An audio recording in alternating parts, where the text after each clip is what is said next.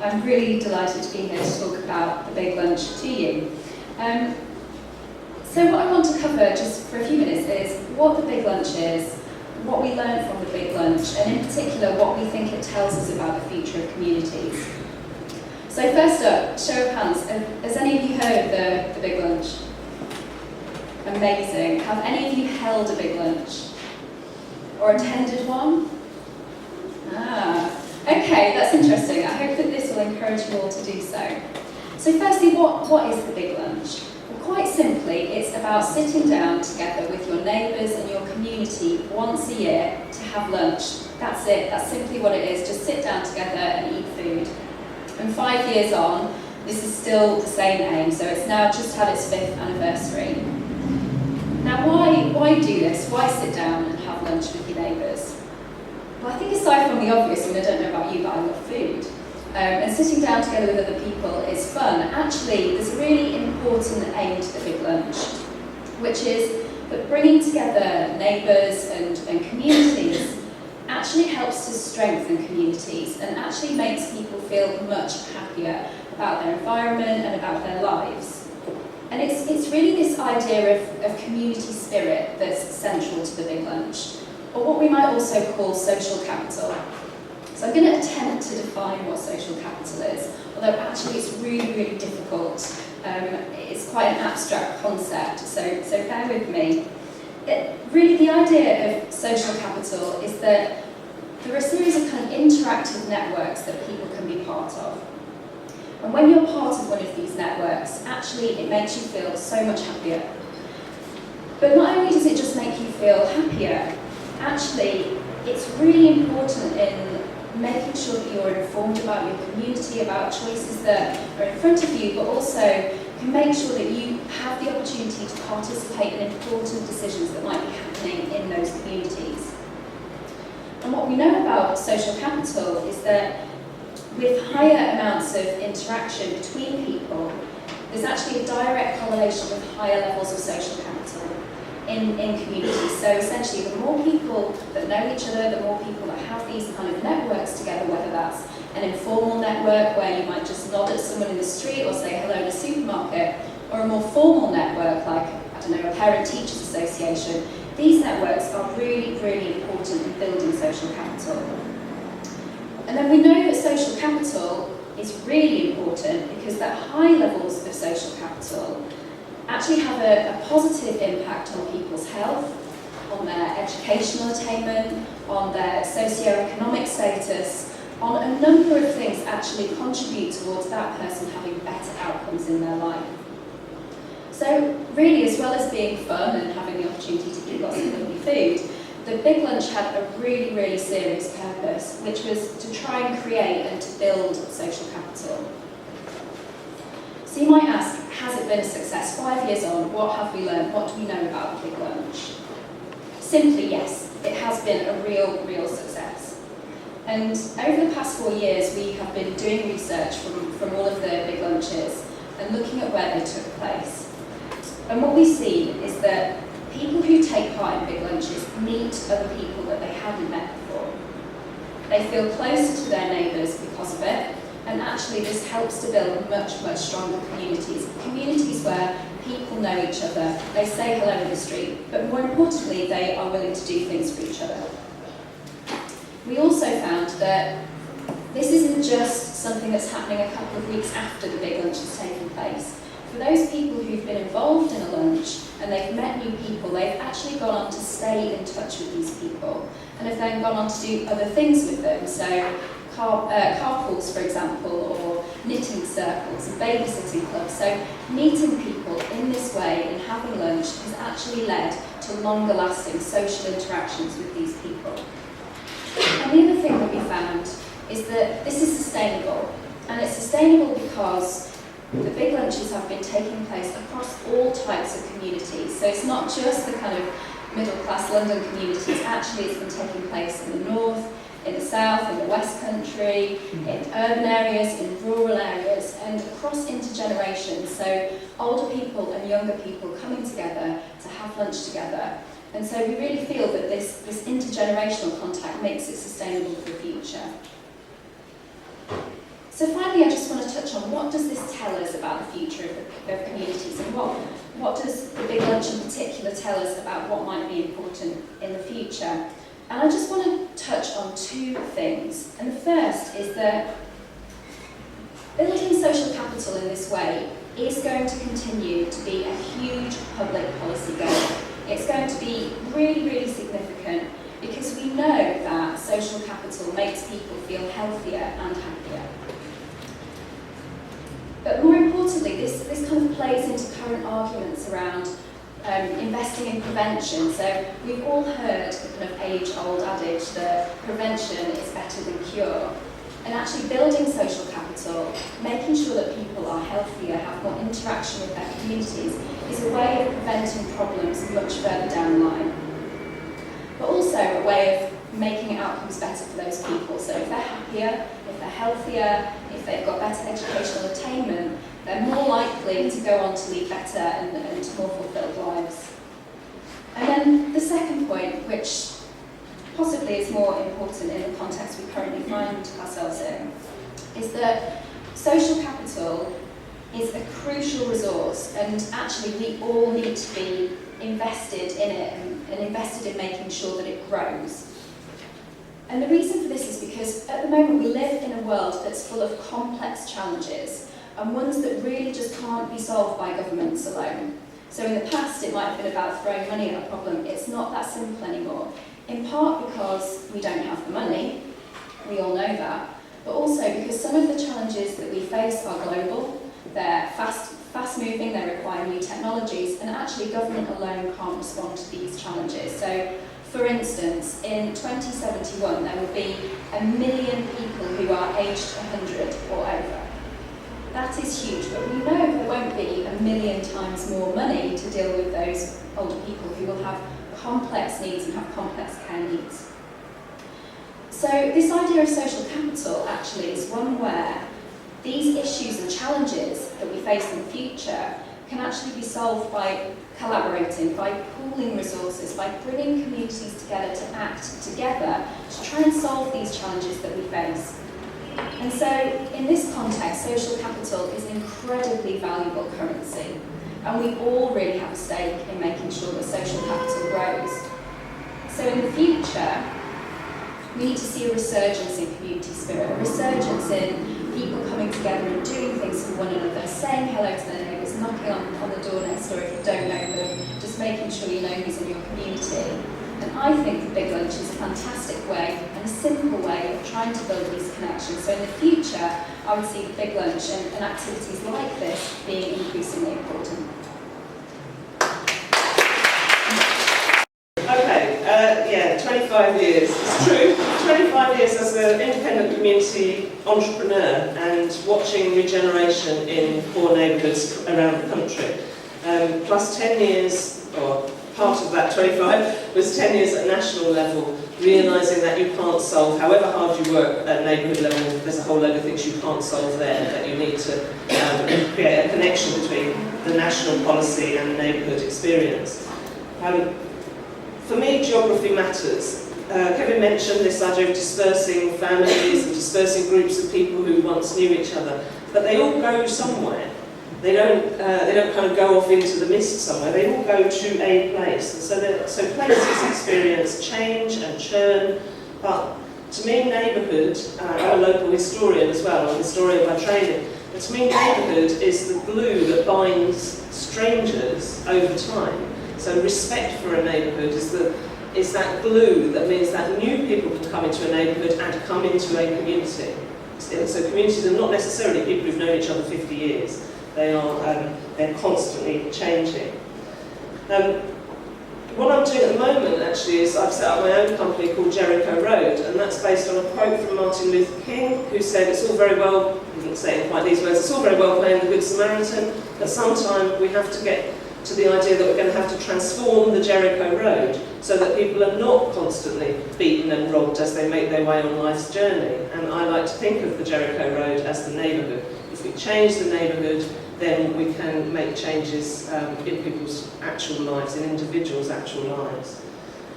Back in 1991, I wrote a dissertation for a history degree about community in Deptford from 1930 to 1990, so I kind of explored some of these ideas. And at the time, in the early 90s, there was this idea that the word community was dead, that all through the literature I was reading, it was saying community is dead. But in a way, that was a bit like what they were saying history is dead, you know, we've reached the end of history somehow, and the same kind of arrogance in both of those has, I think, disappeared. We know we're still part of history, we're not at the end of it, and I think that we've come back to some idea that actually, whether or not academics would like the word community to be dead, in real life, community matters to many people, to not come back to a focus on it, to retain a focus on it. And there's a lot of fragments in my experience of the last, say, 20 years since then, which I'm going to touch on. Everything from writing regeneration bids on the street. So this was a regeneration bid for the single regeneration budget number round 6, you know, normally written by local governments all over the country. This was written on market stalls, in pubs, at barbers' shops. It was written by hundreds of local residents, and it was a successful bid. And what was so interesting about it, this was in Deptford, a very poor place, a place that had lots of experience of regeneration, not really making any difference.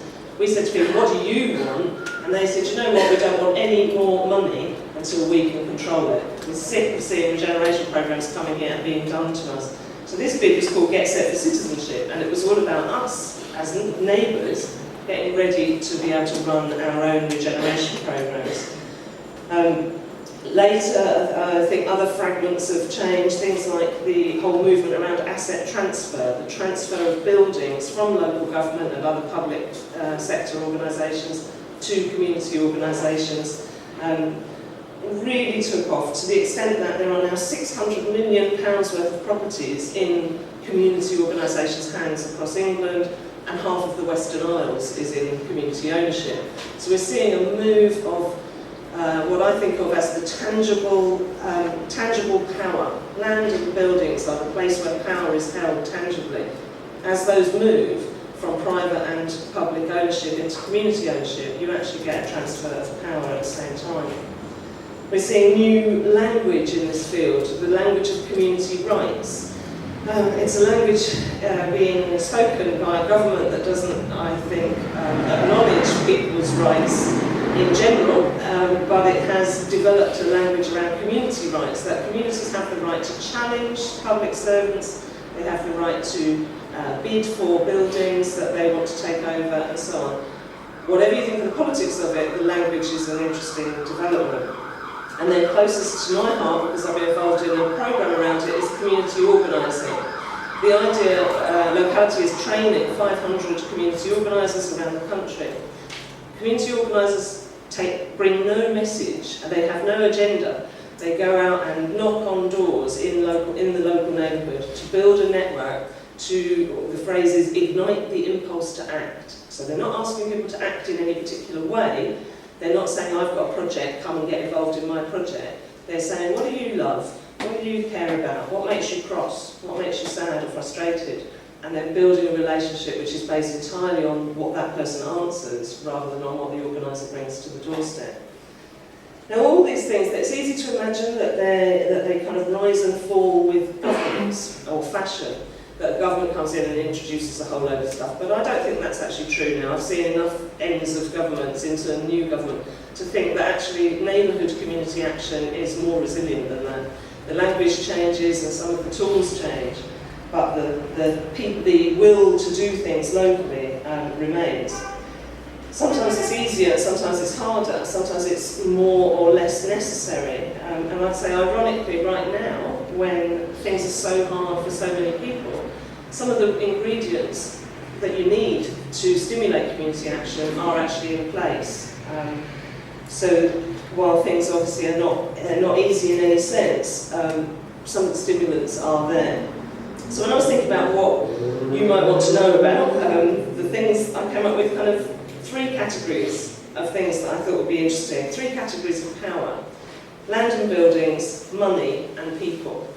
And a couple of things in each of those that I can literally only touch on. But in land and buildings, there's a useful service called My Community Rights Service, which is a whole portal, not just a web portal, but a whole advice portal, into everything you might ever want to know about how communities can take on buildings, services, how they can build their own housing or other facilities, and how they can do neighbourhood planning.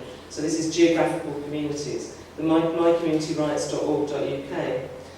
The other land and buildings thing is, as was mentioned, about meanwhile use. So this is a report that I brought along from the Meanwhile project, No Time to Waste. And the whole idea is that in a time when there's not much money around, there are an awful lot of fixed resources, tangible resources, buildings that are empty, that are unused.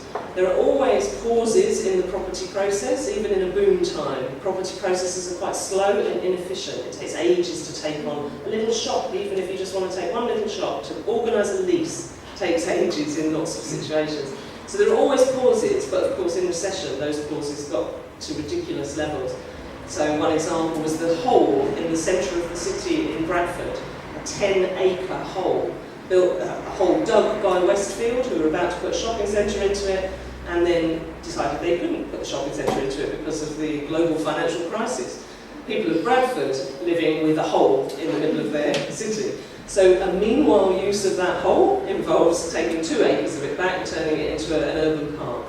Just in the meanwhile, one day Westfield might come back and sort it, well, maybe they won't, maybe it will last forever. That's the whole concept of meanwhile. It lasts as long as it lasts. And of course that big hole is one example. There are lots and lots of much smaller examples. And our evaluator on that came to the conclusion this is an intelligent use of land and buildings, which is a fairly straightforward evaluation. So land and buildings. In terms of money, community shares, this is very close to my heart because as of today, this is Hastings Pier. I've been working on Hastings Pier for 7 years to turn it from an impossible situation owned by an offshore company in Panama called Ravenclaw, which you couldn't make it up, to bring it into community ownership. It was impossible because we didn't own it and because we didn't have any money at all. We now own it as of August 2013, and we have £14 million to restore it with. We need the last £500,000, so we go out to people who care about Hastings, people who care about the pier. And today we've got to 100,000. 559 investors have invested 100,000 between them. It's still open until the 4th of January, so feel free, if you like seasides, feel free to own a piece of Hastings Pier. So community share issues are already going up very rapidly, the numbers of them, and they will become more and more popular, I believe. Another money thing I think that's interesting is the Heritage Enterprise Scheme, a new programme, Heritage Lottery Fund programme. What's interesting is that it's about the connection between private and community, so private sector and community groups working together in joint ventures. A very difficult thing to do, but an interesting thing to do. I'm just about to start a service called Demeter, which stands for Dating, Mating, Translating and Relating, to try and get private and community people to date and mate and translate and relate with each other. So it's going to be good fun. And then just the last two, in terms of people, so community organisers I've already mentioned. There are literally dozens of community organisers graduating all the time each month from the programme, and those organisers bring with them a £15,000 grant. This is a shameless plug for you to think about potential employers for those organisers. An employer can take one of those organisers and they'll get a £15,000 grant towards taking them on. These are highly skilled, trained people. And the final thing on in terms of people is I've been involved for 12 years in a campaign to try to change the welfare system so that community organisations can pay people on benefits to do work that is good for the neighbourhood without affecting their benefit. We have a welfare system which overreacts to small earnings. So you earn £10 and you have to declare it, and it causes all kinds of difficulties. And there's that idea that if a man on welfare earns $1, you should give him another $1, not take the first one away. You should reward initiative rather than penalise it. So just to finish off, these are some of the tools available. I've just touched on loads of them very briefly. But just in terms of my own dream of where community action is heading, I like to think in terms of self-renovating neighbourhoods. Places where you start to see the neighbourhood as a venture in its own right. It's a mutually owned and mutually renovated. initiated, led and delivered by local people from their collective self-interest, because it makes sense to them to do it rather than to some regenerator in the town hall or Whitehall. That would work on would be based on the three great grassroots virtues of thrift, impatience and sociability. That people come together because they are sociable. And that it would create and capture value uplift in a neighbourhood. So you create uplift and you capture it there rather than allowing it to be speculated and dispersed elsewhere. So self-renovating neighbourhoods is where it's heading. We will use all these tools to do that at local level. The tools will change as governments change and as fashion changes, but the ideas won't change. They'll only grow and develop further.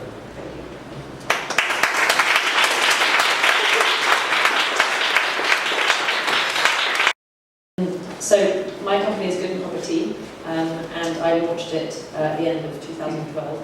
I put my idea, which was based on a long-term frustration of not being able to find a decent cup of tea anywhere, and the fact there were coffee shops everywhere and no one seemed to be able to produce a decent cup of tea. So eventually I kind of decided this was actually something I was going to try and fix myself, and I kind of worked out how I might do this, and the situation as it was, as you can imagine, was there was no loan to be had from the bank, and there was no feasible option of funding at that stage. So I put my idea to Kickstarter, and by the sounds of it, you've heard a bit about crowdfunding before, but Kickstarter is a rewards-based crowdfunding platform. And I heard one evening that it was launching in the UK, and thought this was my golden ticket. So I put my idea to this community via a video, which was me driving around a 1974 Citroen H-van saying I wanted to turn this into a tea bar. And I was incredibly fortunate that people, about 370 plus people, including Andrew, decided they also felt frustrated by the lack of a cup of tea, and wanted to help me bring my idea to life. And over the course of the 30 days that the campaign ran, I had backers who pledged anything from £1 to £1,000 to bring that to life. And I didn't know any of them. There were a few family and friends in there somewhere, but I effectively didn't know any of them. They were from all over the world. They certainly weren't all London-based, so a huge number of them will never even see my tea van.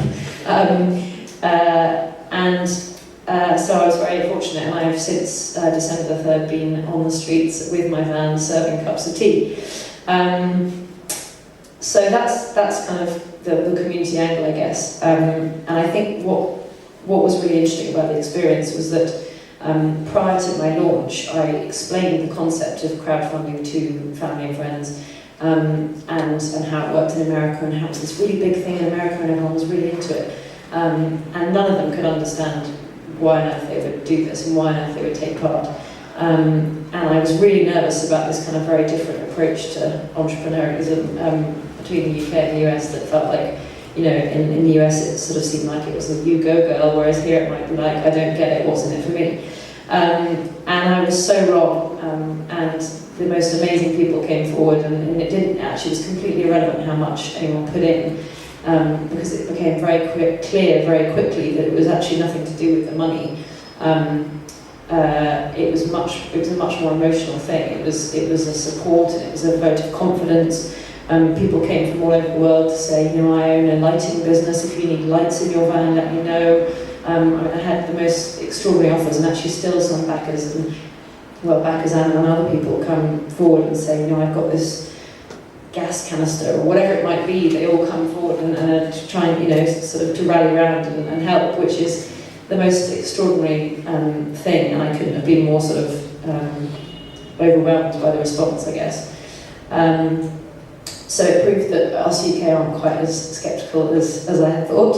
And I think that the thing that, as Andrew mentioned, the thing that had kind of brought about that outcome was the sort of simple idea that everyone could resonate with. Everyone knows tea, everyone loves tea, and people could all rally around this idea of wanting to be able to find one. And you know, I kind of have now united this group of people who are all passionate about tea as well, and kind of varying levels of geekiness. Not only does it was amazing to know that, particularly as I'm doing it on my own, that I have these amazing 370 odd people that are kind of rooting for me. It also has a huge impact on the way I feel about it, and I feel very, very kind of motivated to update everyone. I want to keep everyone very involved. Many of my backers have come to the van, their names are on the van, and it's all such small things, but actually, when they first came and had their cup of tea, it sort of went from this virtual relationship and connection we had to a very real one. And indeed, some of them have become regulars and they come all the time. And I think that's something that's now kind of gone from online to offline, which has been really nice. I won't talk too much about online because I know that Dan's going to talk in a bit more detail about that. But certainly the social media, needless to say, the social media angle of Kickstarter is very important. I couldn't probably have done it without that. I think however good your idea is, you need lots of eyeballs on it. And in order to get people to look at it, I could only engage a community online. I could tell people in the hub, but that was about as far as I was going to get. And Twitter and Facebook played a huge role in giving me access to a much bigger community than I would otherwise been able to engage. And I think the way it worked was that people could go, that's cool, I want to be part of that, I'm going to back it. And not only am I going to back it, but I want to tell everyone else that I backed it. And that was the key thing, because it meant that it spread. And Twitter and Facebook are obviously fantastic for that, the sharing, and also sort of tribalism element of it, which is like sort of, I'm a backer of good and proper tea, however cool that might be, was something that then obviously had a bigger impact. So that's the sort of touch on social media. But so I've been live since the 3rd of December out in the streets, and I think I'm now experiencing a very different side of community. I still kind of keep my Kickstarter backers very involved, but I'm now based in King's Cross, which is a huge development going on, the biggest kind of development in Europe, I think, that's going on. And it's essentially a building site. It will be for the next 3 or 4 years, but my van is in the middle of it.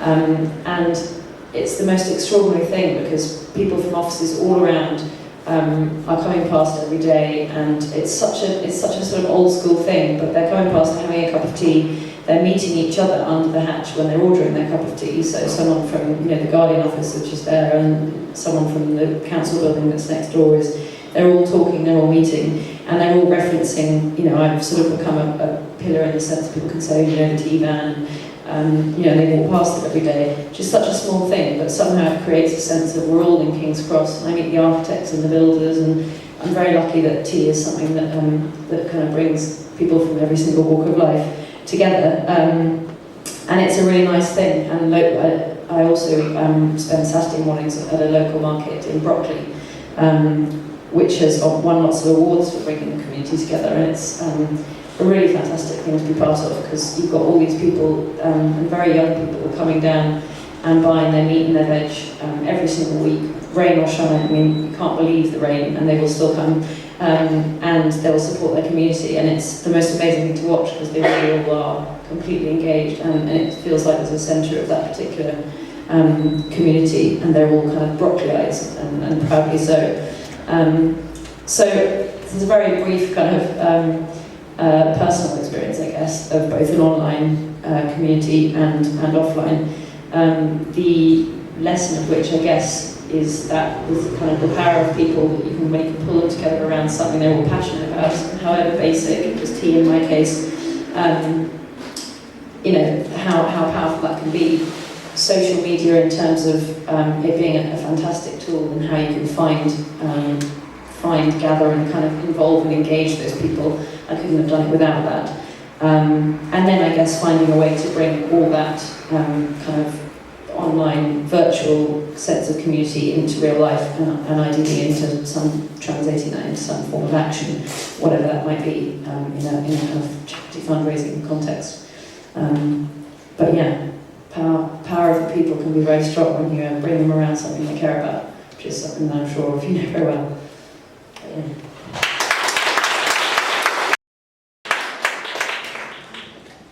Thank you. The last slide is always the hard one to fill because I've now had to weave all those bits into my talk to try and make sense of it. Starting with the fact that I think me and Jess are going to have to arm wrestle afterwards. I have a banned list on my desk and I've banned the word community from anything I write because I think it's being used so lazily now by people as without understanding it or thinking about it. It's saying we work with the community and I'm really fed up with that. So my name is Dan Thompson. I run Revolutionary Arts. Started 13 years ago. Tiny organisation. The organisation isn't the point really. Who's on Twitter? So we're on Twitter. I'm Artists Makers. Do tweet and say hello while I'm talking. And I'll be talking about We Will Gather. Hashtag We Will Gather. If you want to talk about that as well while I'm talking. Everything Revolutionary Arts does is inspired by a quote from a guy called Peter Coyote, who's an actor, I think he's an Easy Rider, and an activist in the 60s. And I found this quote in a book about 20 years ago, and it's stuck with me ever since. The language is a bit jaded, but I think the sentiment is spot on. A man's vision is his responsibility. If you have an idea, make it happen. Find the brothers and the sisters, find the resources and do it. Your personal autonomy and power expose the shallowness of endless theorising and debate. Visions become real only by being acted out, and once real, serve as endless inspiration and free food for the public imagination. So that's kind of underpinned all the stuff that I've done with Revolutionary Arts. And the biggest of those things by far was Riot Cleanup, hashtag Riot Cleanup. So if you go back to August 2011, we were all sitting at home. I hope we're all sitting at home. I hope we're not out there, you people. We were all sitting at home watching the riots unfold on News 24. We're all following it on Twitter as well and using Twitter as our kind of back channel to find out what was happening and what was going on. And I was doing that. I was at home in Worthing, lived in Worthing at the time, and there was a kind of sense of fear that I was picking up on Twitter. People were actually scared. There were two things happened that made me realise I had to do something and we had to do something. The first was people tweeting about starting to barricade their doors in flats in London. People were actually starting to move furniture against their doors. That's how scared they were of what they were seeing on News 24. And the second was friends of mine who started leaving London. People were getting into their cars on the Monday afternoon, expecting riots on the Monday night, were getting into their cars and taking their children to stay with family at the seaside or in Surrey or wherever. People were leaving London because of what was happening. And watching that unfold on News 24, the thing that upset me most was seeing little local independent shops being smashed up, because I've had an independent shop and I know how hard it is. And I know that those independent shops are at the middle of their neighbourhood. They're where stuff happens. And a lot of my work with Revolutionary Arts is around high streets, empty shops and meanwhile spaces as well. So I decided that the thing I could do was get people to help independent shops. So I started about 10 o'clock on the Monday night and I tweeted that I wanted people to get a black sack, a dustpan and brush and a broom and go and help clean up their neighbourhood shop the next morning. And I'd get on a train out from Worthing and I'd go and do it as well. Dead simple. It wasn't complicated. It wasn't saying we're going to solve the whole issue, we're going to fix everything that's gone wrong. It's saying we'll start with that thing, because if we can start with that, then we can move on to the other stuff.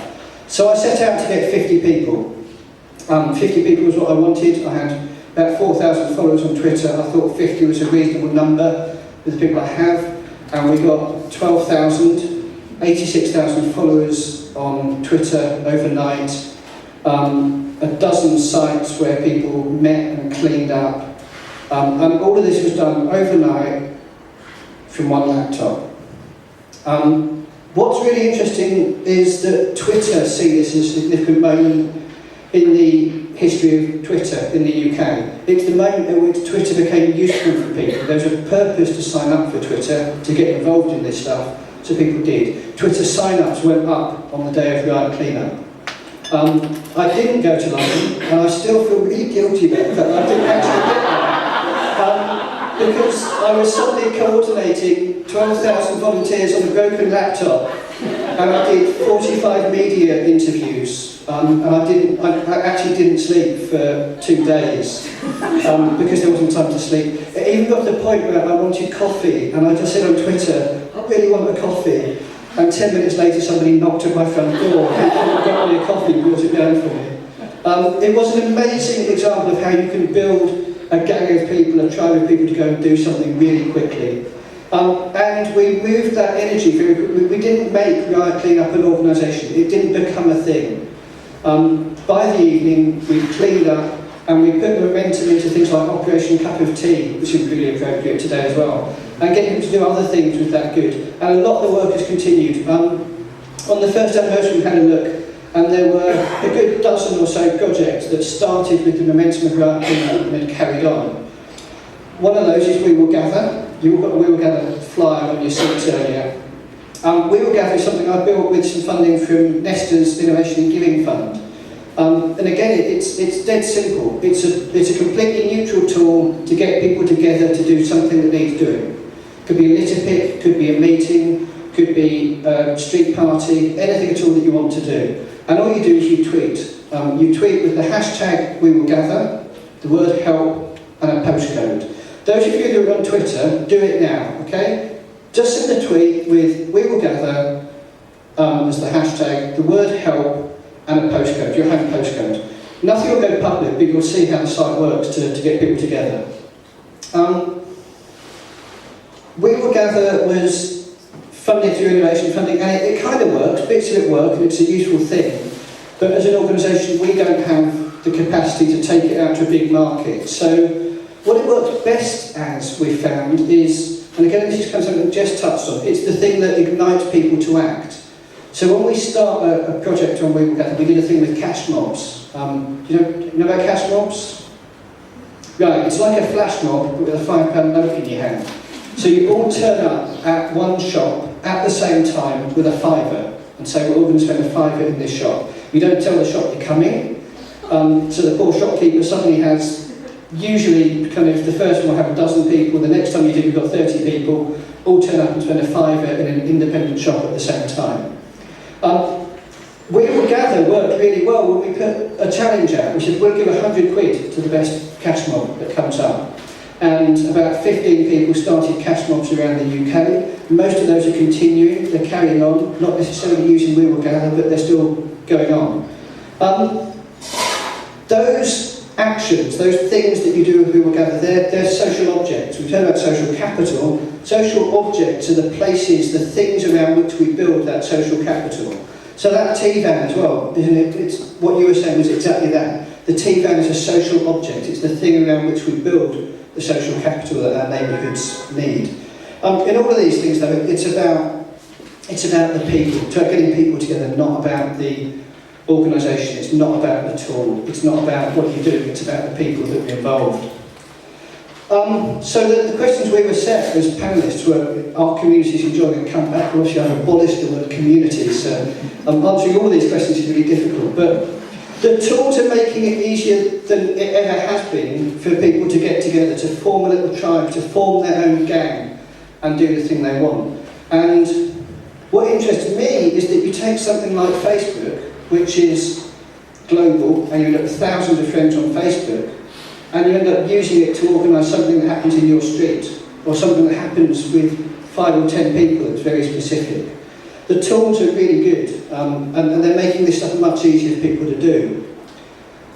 They're making things that are around a shared interest, around a common interest and a common aim, and people come together for that thing. And there's something in there about, I think this is perhaps why I don't like the word community, because it ends up being used as if the whole community do one thing and that's the only thing they do. I keep talking about the business community, like everyone that runs a business is thinking from some hive mind and wants the same things. So we're seeing people come together to do that thing. It's anarchy. It really is pure, perfect anarchy, that people are coming together without leaders, without being told what to do and forming around a thing that needs doing. Very local, and Clay Shirky wrote about organising without organisations and how that's what the internet will do for us. And that's certainly happening. We don't need organisations anymore if we want to do stuff. We can get together and do it ourselves. All of those tools, though, it's that igniting action. It's making people commit. Goethe said, up until the point we commit, we dance about the edges, we deny Providence the ability to add to our own actions. But the moment we commit, something happens. People and happenings swing into action on our behalf simply due to the act of commitment. If there's anything you want to do or dream you can do, commit. Commitment has boldness, magic and power within it. Do it now. And that's what we're doing.